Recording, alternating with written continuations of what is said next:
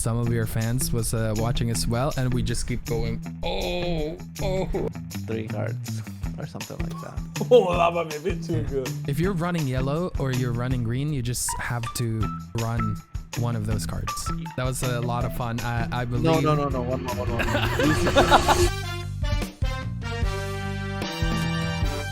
How's it going, everyone? We are back with the Rarehunters podcast, and today we have a lot to talk about because post-rotation is here. We have the new coconut format, and Infinity is done. We are joined here by Zan Syed and Spessy. How are you guys doing today? Or Doing Joe great. Curley. Should I call you Joe Curley instead? Yeah, you can call me whatever, mate. You can call me whatever you want. I don't mind. How are you guys doing? Fantastic. Yeah, doing very good. You guys have just pulled me away from my mild Riftbound addiction I'm currently experiencing. I think I just finished a 5-hour stream of Riftbound and looking forward to playing Lorcana tomorrow as well with the new coconut format. I'm really enjoying my card games at the moment. Before we hop into Cool. Lorcana, so you played Teemo before. It wasn't one of the most played, which is really, really cool in Riftbound because you get rewarded for doing such thing. Are you doing the same thing or are you playing meta this time? I haven't decided yet. I mean, at the moment, I'm just playing everything and focus on content and building decks with the new leaders. And then I'll either play what I think is the best deck in format and try and get qualification for Euros, which I missed out on 6 places before. Because if I qualify for Euros, I can go for like the over-numbered best of Teemo, which is probably worth a lot of money.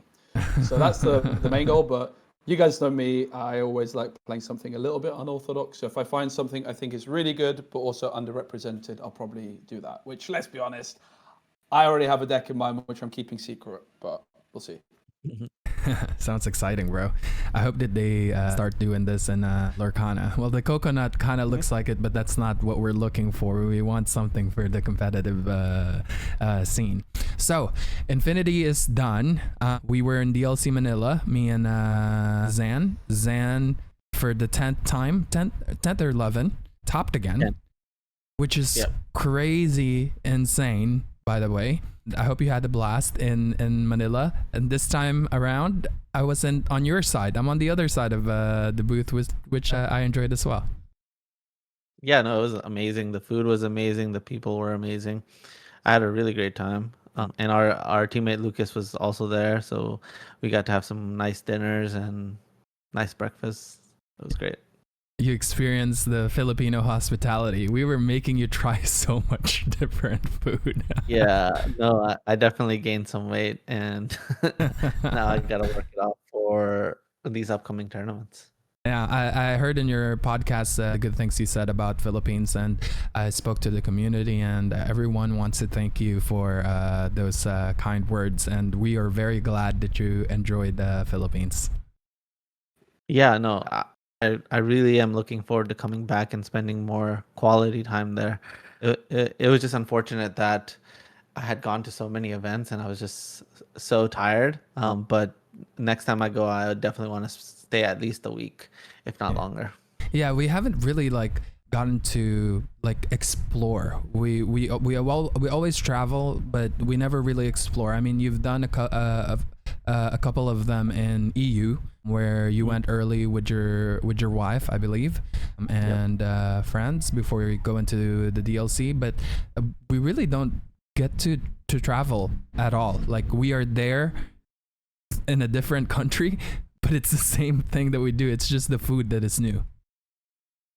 Yeah, I think that the pro player life is it has like a very short, like, I don't know, candle to it, where you can run out of steam at any point. And so I always like to treat these tournaments like I'm going there for a job, and I need to be as professional, and whatever gives me a higher percentage of winning. If you think about it, let's say there's 100 people that go there, right, that are considered quote unquote pro players. If they are spending a lot of their energy beforehand, before the tournament, exploring and doing a vacation, that's like a completely different mindset to like being 100% focused about getting the job done. Yeah. Like, I'm like playing games all the way up until I arrive to the location, then I'm like, okay, I'm ready for my exam. So I'm like, this will give me a huge bigger percentage, and then most of the time I like to plan the vacation after tournaments, so I can switch off or switch into a different mindset. Yeah. And so if I know I'm going to 20 tournaments in a year, then my wife and I will be like, okay, these are the tournaments that we will plan on doing a vacation after the tournament, and these are the tournaments where I'm just going in and just trying to get the business done. Because if I like, let loose too much, then I think that the candle that I'm talking about as a pro player's life will end for me, and I don't want that. Yeah. I was gonna mention something, and I'm gonna ask you a question because we want to see the other side of things as well, Spessy. But like, I just wanted to let the viewers know my experience with Zan so far is that it's like two different people. When we're talking about Lorcana, you're a whole different person, and when we're outside of Lorcana, it's like all fun. Like we talked about, because we basically grew in the same state. We both grew up in California, and yeah, it's just two different. It's like a yin yang, I don't mean anything bad by this, but the black side of the yin yang is the Lorcana side, and then there's the white side, which is like just normal Zan. Spessy, when you were casting on different DLCs or tournaments in general, because you've done this for other games as well, do you get to travel at all? Do you try to explore? Do you do any of that? Yeah, definitely. I mean, I think as a caster, it's a little bit different, right? Like you're not in a lot of the prep you do as a caster. Certainly for me, anyway, I sort of just prep naturally for these events because I'm really enjoy the game. So I don't really like to prep much for events per se if I'm casting, because I kind of just have the natural prep, if you will, from just playing the game a lot, like I just do in my day to day. So that I think gives me a little bit more opportunity to have some chances to explore. So often what I'll do is I'll just try and like arrive an night earlier, maybe like a night later. Or often what I'll do is like fly home late in the evening on the Monday, try and arrive early. The morning I arrive and have a couple of days. We also have like a rehearsal day usually as a caster, which is usually pretty relaxed. So yeah, there's definitely a little bit more opportunity to. When I was at my most recent event for Riftbound in Lille, I didn't make day 2 for the first time in a long time, and I was like, I kind of could do sides, but I maybe just want to have the day off and relax.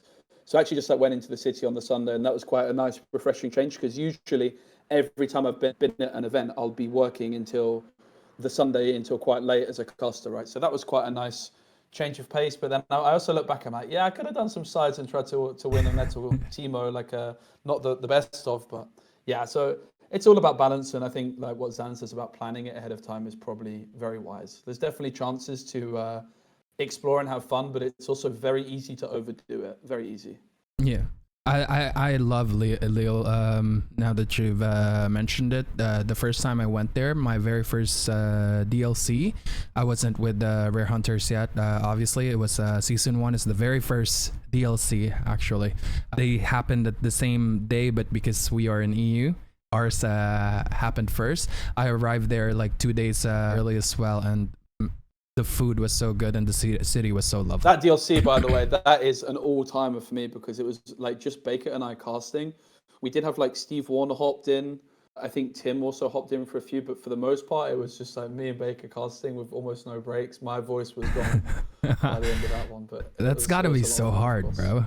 I've got it's now turned into a habit where I lose my voice by the end of the weekend. It's really bad as a caster. It makes my job a lot more difficult. Yeah. So it's something I really need to try and focus on. Like even the last event I did in Dortmund, I think it was, I was really focused going in. But yeah, I was casting the finals, and I genuinely at one point I did a Winnie the Pooh. I like dipped my finger in some honey mid cast because my voice was so cooked. But I think that it's probably before you start is the most important part, right? And yeah, I definitely need to research that a bit more. I might have to get some tips from you. You should travel with a humidifier. Like I finally experienced it, and I did one game more than the other casters, because I had to fill in, because one of the casters, they asked them to host like the side event. So I filled in one more game, and it was pretty exhausting. But I don't lose my voice though. Fun fact for those people who doesn't know, I used to sing a lot because before I got married, I was a full-time musician. Well, full-time, but not making enough money. It's the life of a musician. So I have good control of my diaphragm and using it properly so I don't lose the voice. But I know exactly I really what you need to mean. practice on that. But anyways, I think everyone is excited for Core Constructed. We finally get to talk about Core Constructed again. We've been limited with Core Constructed these past few episodes, and we're back. And the exciting part of this is that rotation happened, Dogs is gone, and it doesn't feel, or at least from my perspective, I'm 600 games in, and it doesn't feel like there's a king. It feels like something has a weakness. Like every deck has a weakness. How do you guys feel about this? I mean, I think this is the beginning of the puzzle, right?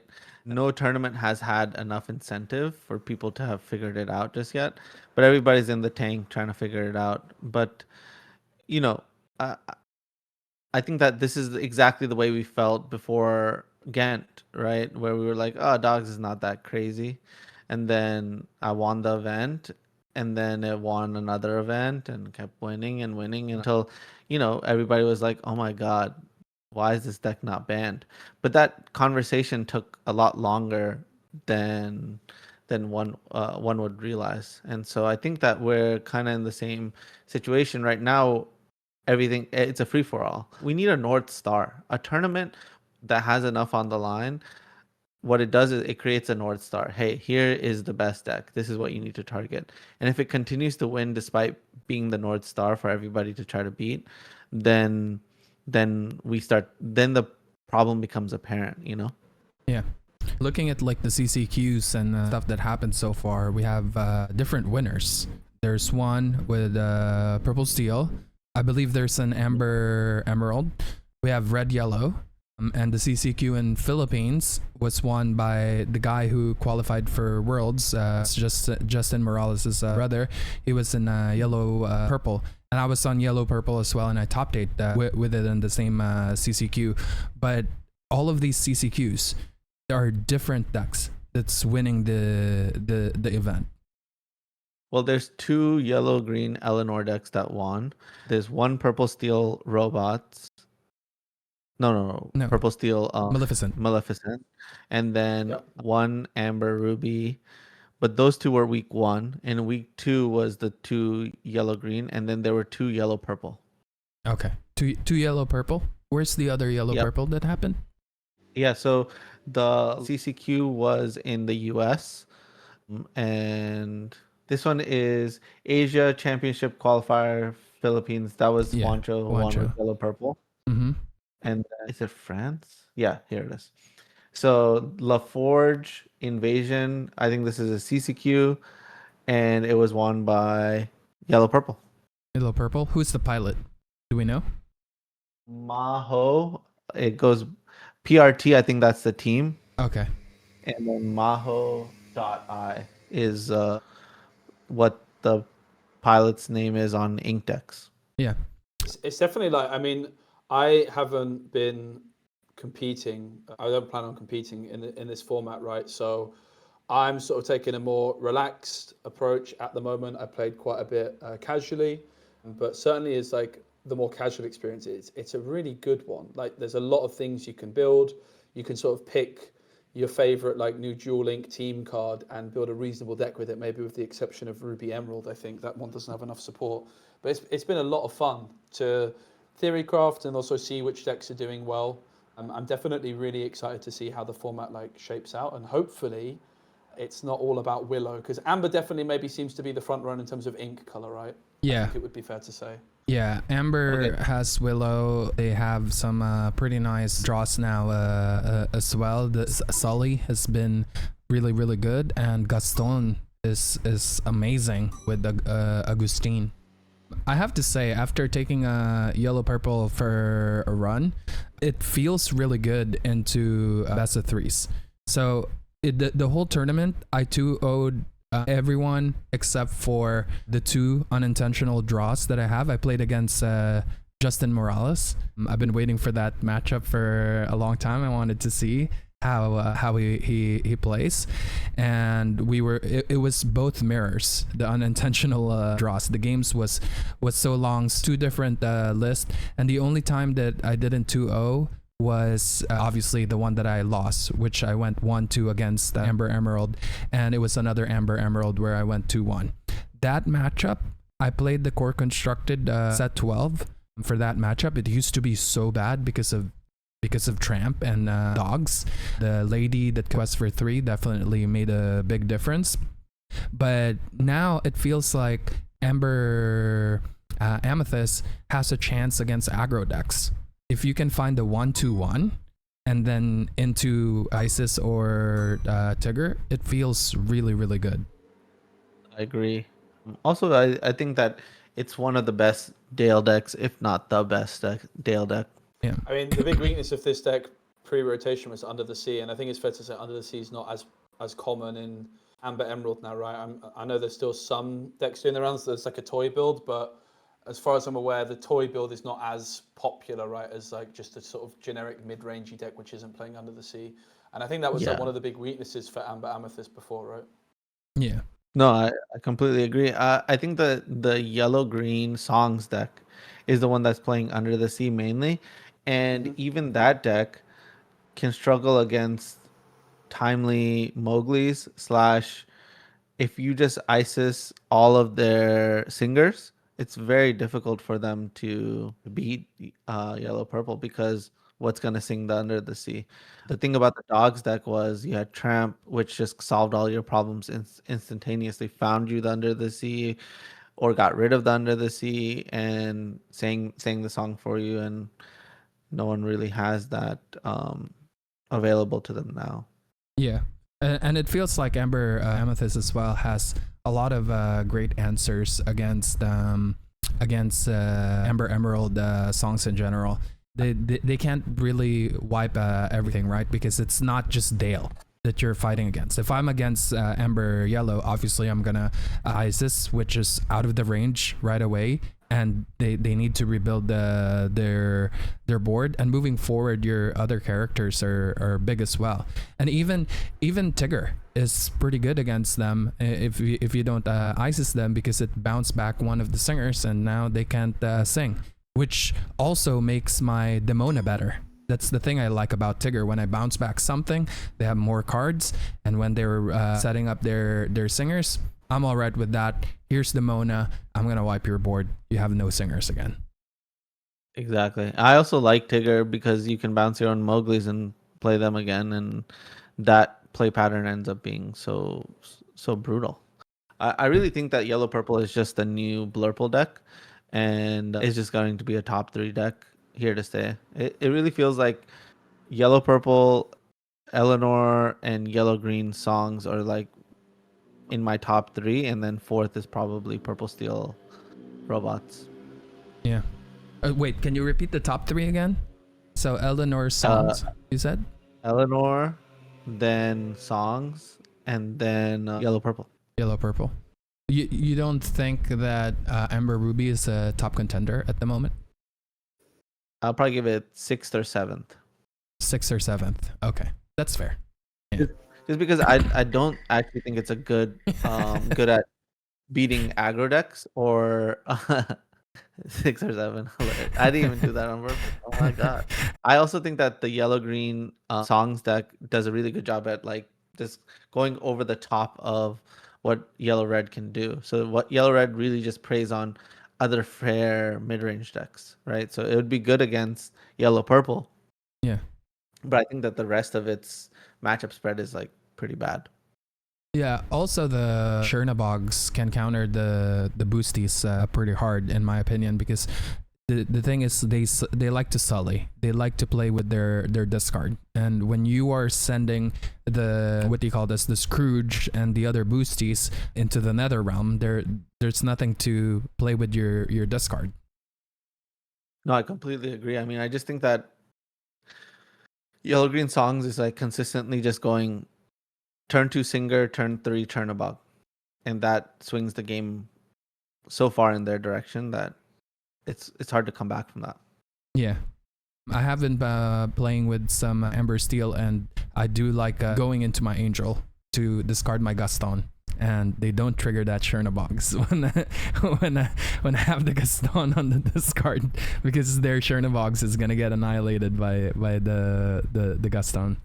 Any rogue decks you think right now would be able to compete against any of these top tier decks at the moment? I have three Yeah, words. I think earlier the better. Yeah, go ahead.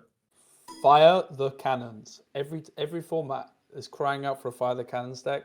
Ambers everywhere. If I was playing, I would be jamming fire the cannons very hard. Zan, what's your opinion on fire the cannons right now? Last time you told me it probably wasn't great. I think in Infinity I mentioned it. Yeah. And it didn't really. I don't think it really did much in Infinity. Yeah, when the I mean, DLCs I like arrived. Fire the Cannons. The issue is people will never stop playing Blurple. Even though Blurple is not the deck I'm talking about, people will never stop playing Blurple means that style of deck. So when people will continue to jam that style of deck, you can't appropriately like put in cards that are uninkable that are only good against like Willow strategies. So I Sure. think the closest you can get to that is probably Blue Steel playing what is that 2 cost card if you have Look what you've Darkwing done. Duck. Yeah, when you discard, you can play it, and it's syncable. No, not that card. Darkwing Duck costs 1, and then they have an action Yeah. The terror that says if flaps you in the control a night. Darkwing Duck, you can Yeah. deal Wow, the 3 card's with the crazy. 2 cost action. Smash. Exactly. That is the best version of it because it is usable in both matchups. But other than that, Makes I think sense. we're just far away from Fire the Cannons. The last time I played Fire the Cannons was Purple Steel, but that version of Purple Steel played like Amethyst Chromacon. So what it was trying to do was, even though I'm playing this bad card, it's only cost me 1, and I'm gonna draw 100 more cards. So I don't mind playing. I am a big fan of Fire the Cannons as well. I have tested it in some of my faster decks, but I keep running into the same problem that Zan is speaking, not just with yellow purple. It's also what do you call this? It's also the boosties that it's completely useless against that deck. And the thing is that I lost Fire the Cannon's best friend, in my opinion, which was Mulan. Where if I don't want my Fire the Cannons anymore, I'm just gonna discard the Fire the Cannons and find a better card on top of that. Anything is better and against those matchup other than Fire the Cannons. But I am a fan, Specie, of Fire the Cannons. I always just love attacking a format where I go, how can I go quicker than everybody else? And Fire the Cannons is always the card I dream about at night when I'm trying to break something, and it never quite works out, but maybe one day. You day two'd with it. You were Yeah, in that's 4 true. Fire the Cannons with Green Steel before, right? Yep. Yeah, I played quite like when I haven't played for a few weeks, Constructed, but I played like some Emerald Steel, which was a lot of fun, and like some Ruby Steel locations. Wasn't trying to break the meta of any of these, but yeah, there was a lot of fun.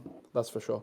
The Green Steel deck was a masterpiece. It was Specie's masterpiece. Yeah, It was a it was. giga pile, but it worked. It was like 28 1-drops or something, and I think that's like character cards. If you add in the Fire the Cannons, the improvisers, it was like almost like 40 out of the 60 cards were 1 cost. I remember He watching did one of more your actions games. than everybody. Yeah. He played more 3 actions than Desperate Plan. everybody. Yeah, that's what I was about to say. I witnessed a triple Desperate Plan in one game.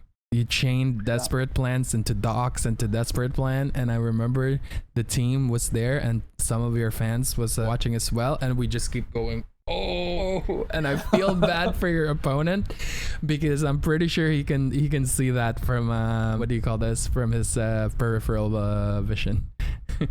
That deck farmed Blurple, and yeah, when I queued Blurple, it popped off. When I didn't queue Blurple, not so much. Yeah, I also have been exploring Ruby Steel. at the moment, and it feels really playable now. I understand that there was on set 12 there was a locations version of the deck, but now it feels like it's something that could eventually work. There's a lot of like draws that you have. The problem is your one drops, because you are playing both Violet Par and what you call this Dash Par, and the problem with them is their one willpower. And in this format, you don't really want to run one willpower characters as your one drop, unless obviously Alonwe has some worth because of what she does, and you can just ink it and play the Madrigal. What's her name? Luisa Madrigal instead. But in the tournament that I joined with Yellow Purple, I took out all the Alonwes. I played Rafiki instead on my list. I was on 4 Rafikis and 4 Luisa. Yeah, I mean, I think Eleanor needs to get banned. I think removing Eleanor opens up the color wheel, makes a lot more cards playable, like Dash and the one drop Violet Par. Yeah, I feel like if they do that, there's other things that you can do if you still want to go Amber Emerald aggro. There are other options for draw. Yep. But I do agree with you. It opens up so many different choices for one drops, and might open up for a deck in general, because of like some of the one drops can be essential. Like Ruby Steel is playable now, but it's not ultra megatonic in the meta because Amber Emerald is shutting it down. And at least Amber Emerald also have songs still that you can play, so the people who love that color combination can still play the game. Yeah, you can play so many different versions of Emperor. Yeah, I like Gantu. When I played Ruby Steel locations, Gantu put the 3 cost locations into the discard and then getting them back with get to safety. That was 3/3 on turn 1. It's very expensive, but you refill the hand quite quickly, I think, potentially. You're talking about the one drop Gantu? Yeah. Yeah, that guy's crazy. Yeah. I think that Ruby Steel locations is pretty spicy at the moment as well. So, same with the red-green locations. I like to explore locations a lot, and that new Carl Fredrickson is pretty nasty. With the in red-green, if you play Carl and then you play, I believe it's called Paradise Falls. So if you have the card in play, if you play a location, you put that card in the location and draw based on the amount of lore gain of that or the lore gain of that location. And I think you draw 3 or 4 with the Carl. Yeah, but I think that the better version is the green steel version, where you play Paradise Falls with Touch the Sky. Yeah, I've seen that one as well.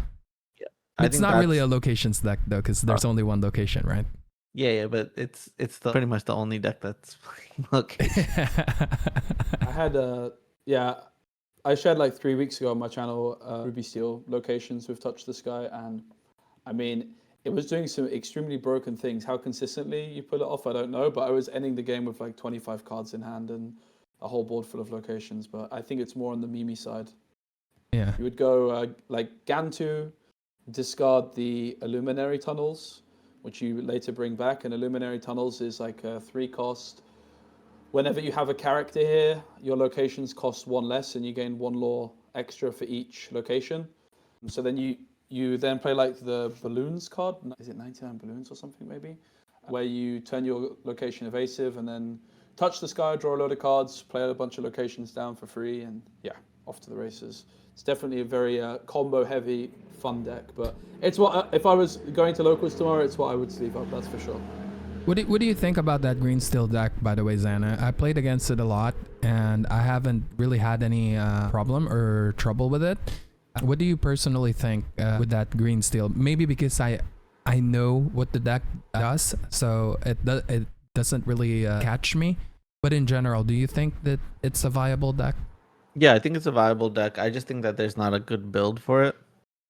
But I also don't see any incentive to make it better just yet. You know what I mean? I think I would, once I know what the top dog is that I'm trying to beat, then I know how to build the deck. But right now, I think It's an unexplored shell that needs a North Star in order to make it good. Because if you make it, it's not one of those shells that you can make it good against everything. Yeah. You can make that deck good against specific targets, but not everything, because the green steel colors have not the greatest cards, not like all rounder cards, you know. Yeah. It's not the most like proactive deck. It's more of like a reactive pairing.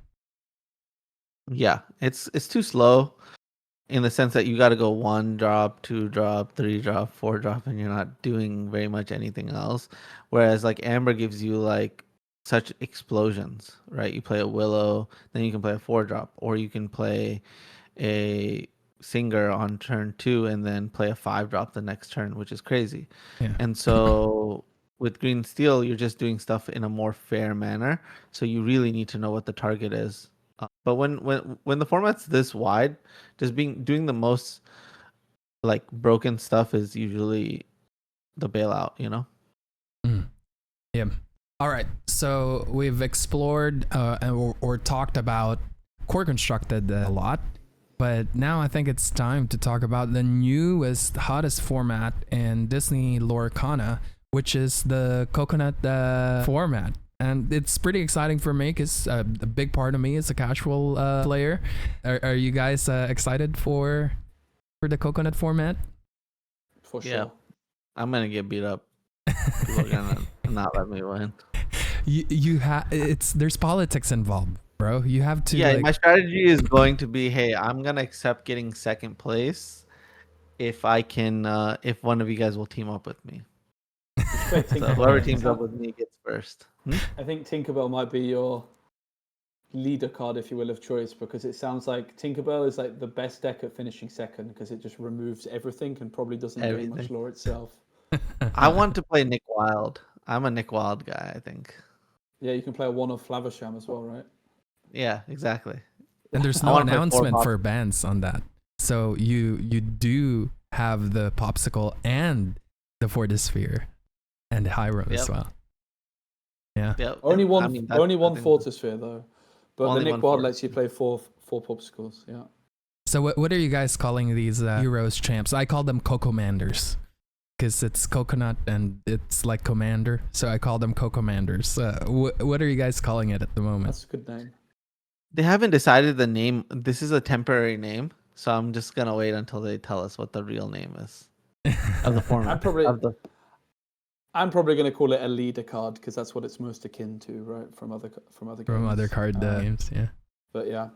Yeah. But yeah, I'm probably by the time this is out, I will have posted my video, which I'm filming tomorrow. I'm really looking forward to trying the format out. I've just started building a deck, so we're going to have Mickey Mouse versus Stitch versus Winnie the Pooh versus Nick Wilde, and I think that kind of just tells you all you need to know about this format. That's just really fun.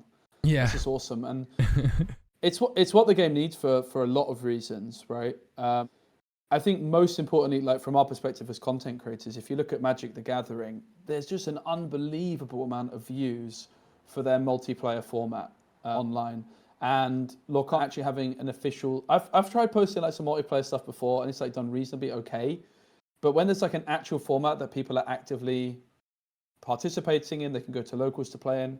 It just brings in a whole different crowd of people. Like if I go here in Berlin to, there's a lot of board game cafe bars. There'll always be people playing Magic Commander.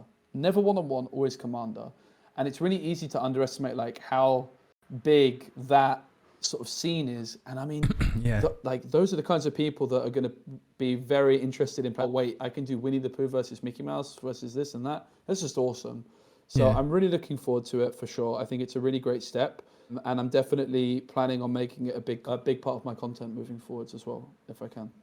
Yeah, it's very. Go ahead. Oh, good. I was gonna say I'm gonna make it a big part of my content as well, but awesome. I mean, I have a lot of PTSD from Magic. When Commander started, it started like taking over Magic, and it completely cut out the competitive side. So a lot of the reason why Magic is the way that it is now, which I think is bad, is like Marvel Magic. They kind of gave up on their own IP, which people invested 30 plus years on. I felt like it was the end of real competitive play, and I think that's like the most beautiful part about Lorcana is just the real game itself. And so yeah, I mean, like, I just, if they can both coexist nicely, then I'm all about it. But for me, I don't think the money is the bottom line every single time, and so I'm just like, please don't like let history repeat itself. The main thing I'm gonna do is like I'll be involved in the coconut, gameplay video type things and content around it, but I just don't want it to take over because like I really felt like the dialogue around it was not the greatest. It was like you're not supposed to win in this game, and you're like, what? It like all the commander people were like, you're not actually trying to win in this game, and you're like, well, so what's the point? And they're like, the point is to have fun. Yeah. And but if you're a person who finds the most amount of fun in winning, that wasn't allowed. And then they announced like competitive EDH, right? CEDH.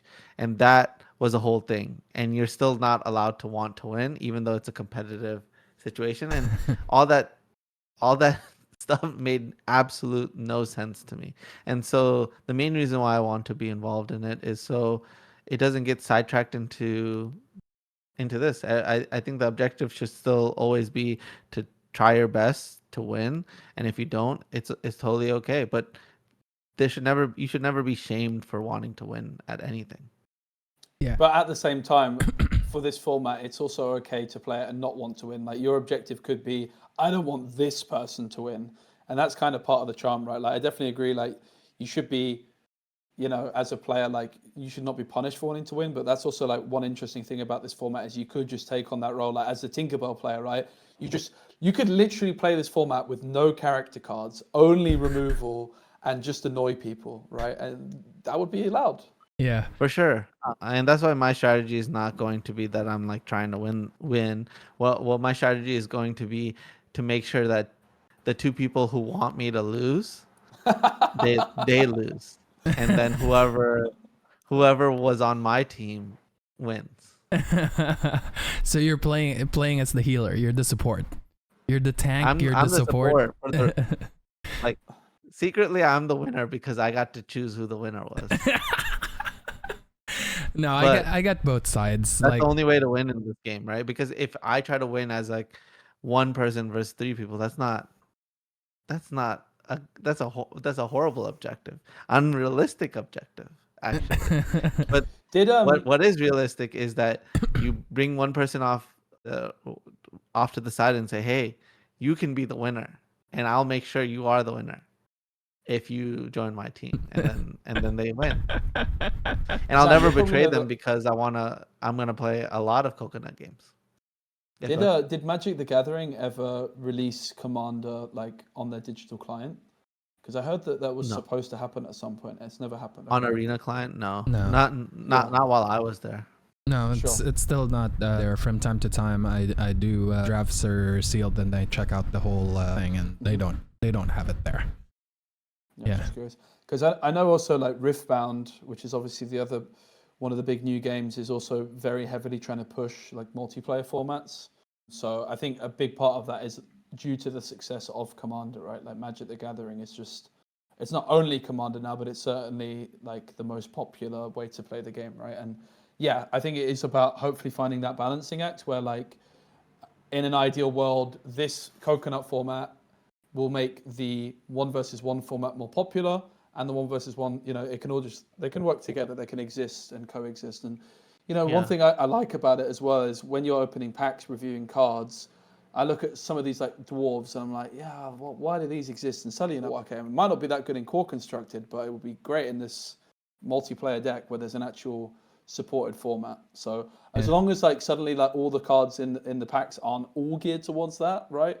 But yeah, I think it can work well in unison. I think the format, like the coconut format, would be good either way, whether they try to actually make cards for that or not. Obviously, the AoE stuff where it targets all the players is different. But I think that It will happen naturally. Like some cards, the more like co-commanders they release, the more different like decks that we can play, of course. But yeah, like the vanillas, for example. I've cooked 2 decks so far. One is locations, because I love pirates and locations, and the other one is Spoo.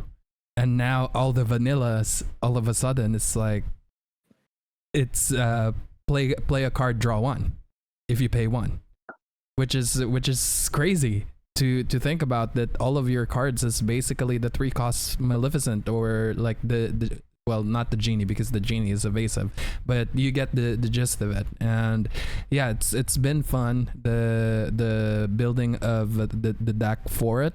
I was just wondering, what type of co-commanders are you guys looking forward to seeing? We don't have the dogs yet, or like the toys. We don't have toys yet in it. Like, that's so exciting to think about for me.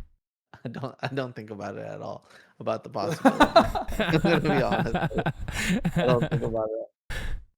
But if there like is a one Commander. that you would Puppy. like to see, I'd like a puppy. There's one I commander. would like to see. I would like to see a mill champion, mill leader.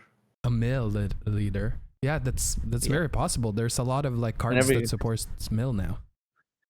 Yeah, like whenever you play, like, I don't know, an ally, your opponent mills 3 cards or something like that. Oh, that might be a bit too good. Or when you force your opponent to draw, they draw an extra card. No, this sounds terrible. Oh, I don't want okay. that. I don't want that. Prince John. I want a Prince John. You want That to sounds horrible. a discard 'Cause- one? Yeah, I get to play 4 Prince Oh. Johns in my deck, and that's just the only ability I need. I start with 1 Prince John in hand and 1 You Have Forgotten Me, because I'm pretty sure You Have Forgotten Me says all players must discard Oh yeah, 2. it's too good. It's too That needs to good. be. That's my first contender for banned cards. You in can the do format, I green, think. steel, yellow. That would be so busted. That would think be that so needs to busted. Well, shouldn't we do green steel? I mean, shouldn't we do green, yellow, red for discard, because you get to play Oh, the That's 2 right. cost action? Yeah, the two cost buff your character Underline. and then discard. Yeah, you only have access to 3 of those discard spells, basically. There's Snowball Fight, Sudden Chill, Undermine, You Have Forgotten A Me, snowball fight. What does that do? Hypnotize. It's the same as Undermine, but you get +1 lore if you have an evasive instead of the extra damage, Oh. instead of extra challenger. You also have Do characters you know what that Ursula's- discards. Yeah, You know what Chip, Ursula's Daisy. trickery says? Ursula's trickery. It's like a 1 cost action that says something along the lines of like, your opponent either lets you draw a card or, Yeah, Or discards a card. Yeah. yeah. but I can't remember if it's all each Uh, opponent. it- Yeah, Oh. that card is broken. Okay, I'm playing that tomorrow. Thank you for the Yeah, suggestion, yeah, yeah. sir. That That's is the most broken actually card. really, really good. That and You Have Forgotten Me. That's Yeah, I'm gonna go on Dreamborn. This is and the card that search, needs to get like, banned, each. because each opponent may choose and discard a card. For each opponent who doesn't, you draw a card. That's a draw 3 for 1. It's ancestral visions. Wait, is there a co-commander that can like support that like strategy now? There's not. I don't think there's any, right? Like that's But it's good for the them. most powerful one of in your entire deck. Yeah. Yeah, that's true. That's true. Every person's gonna say you can draw a card, so you draw 3. Yeah, if you're running yellow or you're running green, you just have to run one of those cards. You this might make it so that every third color everybody plays should be green. I mean, just this. What is more powerful than this? What are we talking about? You Have Forgotten Me costs- is definitely up there as well, but I think this is even better. I right? completely agree, but You Have Forgotten Me costs 4. So Yeah. on turn 1, you just say, "Hey, let me draw 3," or someone discards. It's Is Sudden Chill chosen It's great. player, or is it like all players discard a card? all players do Chosen. discard a card. Yes. Oh wow. Yeah.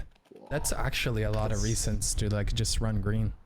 Did you guys know that I've won a multiplayer tournament?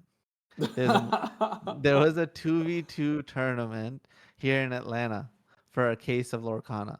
And Jeremy and I played in that tournament. I've never lost in multiplayer. So they made the rules kind of crazy. They said that the bounce effects of your opponent, no, of your teammate, can bounce your stuff. Can bounce your stuff. Are you talking about the item? No, Madam Mims could bounce your stuff. Oh, you can bounce your like teammate stuff. Your teammate stuff. Oh, Back to their damn. hand. Oh, that's cool. That's Yeah. really cool. So the thing was, we knew that everybody else was gonna play discard. So I played purple steel, and Jeremy played blue. No, I played blue red. Jeremy played purple steel. So our strategy was, what do you call it? The purple steel deck was gonna play 4 Amethyst Chromacon to counter the people who were playing discard. Okay, so the other card that was really broken is Lady Tremaine, right? She's 3/4 for 6. Yeah. She says each opponent sacrifices sacrifices a character. Yeah. So he then he would play Madam Mim to bounce that card back to my hand, and then I would play it again. That's crazy. I'm gonna go to Dreamborn after this and type each opponent, and contains literally each what I'm opponent. doing right now. I've already started doing it. Ursula's trickery is crazy pants, bro. That's insane. Yeah, it's gonna be Full fun. believe as well. Each opponent chooses and discards a card. Oh, I'm going full discard mode, mate. Yeah. When we get a chance, when we all meet in Austria, either towards the end of the season or next season, we definitely need to play. We have to play Cocomander or Coconut format. Sign me up. By the way, you know the Daisy Duck, the 4-drop Daisy Duck? That's each opponent as well? Oh, damn. Yeah. Yeah, Daisy Duck, the 1-drop is no longer playable.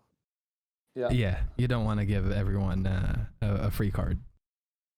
Yeah. Okay, here's another good one. Sign the Scroll. Each opponent may choose and discard a card. For each opponent who doesn't, you gain 2 lore. That can be a +6. Yeah.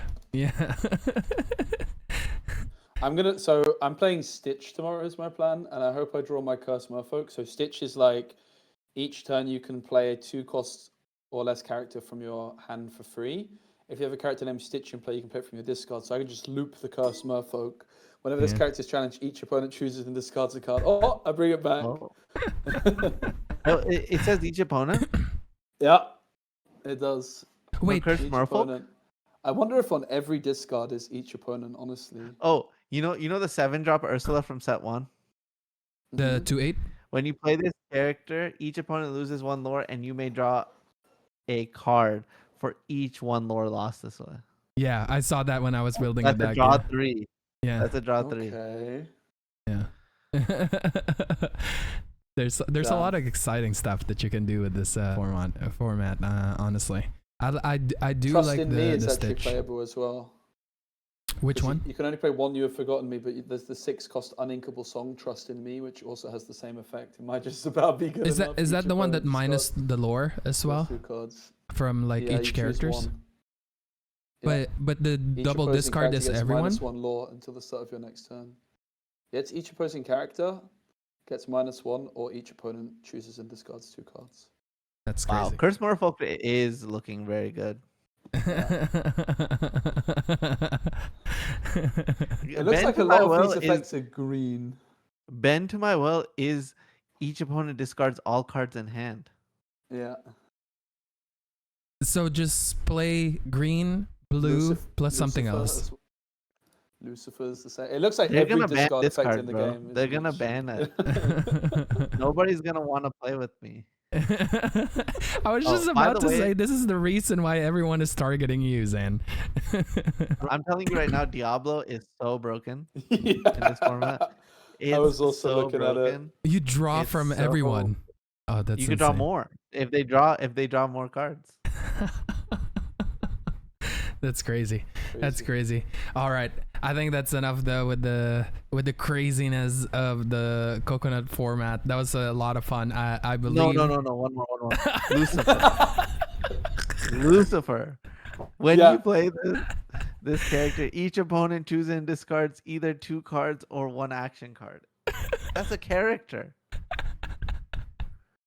The crap. This is coming from a guy who's not the biggest fan of multiplayer because you get teamed up all the time. And this is the Bro, reason why you get teamed up all the time.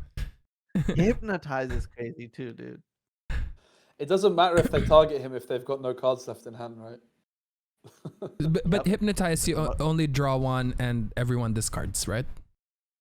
Discards. That's discard 3. That's crazy. Yeah, discard. Yeah, that's pretty insane. Yeah. It feels They might like have to, these colors ban some have of a these lot of cards. like AOE stuff. Like everyone is getting affected by it. They're gonna have to Yeah. ban all of this. Yeah. Like there's some cards which is fine with this kind of thing, right? Like negative effects. Like Earth Giant, when you play this character, each opponent draws a card, but Yeah. each opponent discarding a card, it seems like every discard card says each opponent.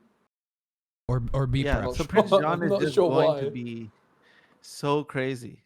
They're gonna Yeah, have to it's ban your him one right off. away because he draws 3 cards every with the sudden chill. That's not fair. With the sudden chill, with the trickery, with The the trickery. Daisy, with Lucifer. Oh my god.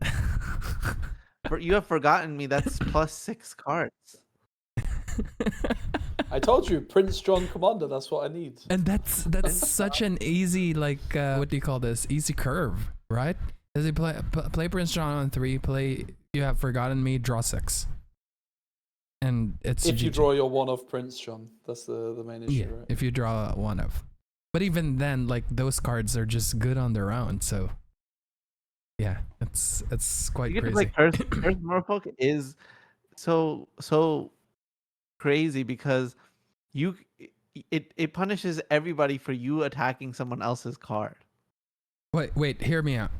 Curse Merfolk and Rapunzel 2 cost. Support Curse Merfolk to make the first challenge on Curse Merfolk not go through, and then they have to hit it the second time. And then it gets I fire allowed- the cannon. Am I allowed to play the real Bucky? No, it's a no, Rotten. I it's a also thought rotten. about it. Yeah, Oh, yeah, wow. it's a rotten. It's the only. Come I thought- on. I said to my girlfriend, I was like, I might have to sneak a 2-cost Bucky in there tomorrow.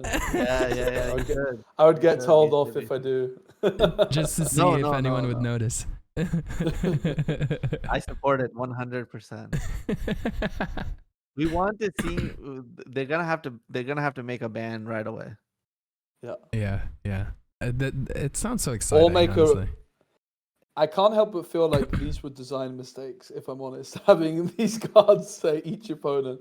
I think you can How have are they some gonna cards fix that it? say each opponent, right? It seems like a big oversight, to be honest, to have some of these effects say each player. But the thing I'm thinking right now, like, why ban when you can create all these chaos within the battlefield or whatever we call it, the board, since it's only a board. one of as well, right? The chances of like finding it is really, really low. Yeah, but that also turns the gameplay into quite. It starts off as quite fun the first time it happens, and then it just quickly dissolves. I mean, there's a reason it's a beta, right? I'm sure they're aware of this as well. They don't want to like ban stuff before like letting players have an opportunity to explore. But Yeah. I'm sure like by the time that this comes out as of non-beta, like a lot of this stuff will not be included. It'll just be removed. Riftband actually just did a ban in their 2v2 for the first time. There's like one leader that got banned, so I imagine Lorcana will have to do more than one, unless they like just make some rule which each opponent is suddenly not a thing. But I kind of doubt that makes any sense. But I'm imagining the table right now. If there's you, me, and Zan playing on the table at the moment, and another person, right? And let's say Zan is running all these cards. Zan plays this overpowered card. Now he's the target until someone plays another broken card. Now that guy, we shift the target to that guy. Like, I think that's part of like the fun part of this. But I do understand what you said, and it's good that they put it into beta first for everyone to try out before properly releasing it, and maybe they can balance stuff out. Is there anything banned in Commander? Do they ban stuff? Yes, 100%. The thing is, the ban list was so when EDH first came out, it was like from the people, right? So the people who were in charge of the ban list were just selected by the people, Mm-hmm. And then I remember in like 2021 or 2022, like Magic made it like basically took it back. Like Wizards of the Coast took it back. And then they became in charge of the official ban list. You know? The official ban list. Yeah, that makes a lot of sense. All right. Is there anything else in the coconut format you guys want to add before we end this episode? I'm building the deck right now, and I'm gonna get it banned.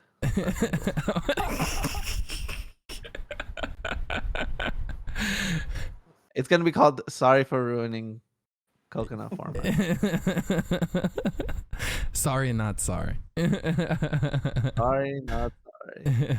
I think that would be it for today, and I'm sure that we're gonna revisit the coconut talk once Zan gets all these cards banned from. But until then, where can we find you guys?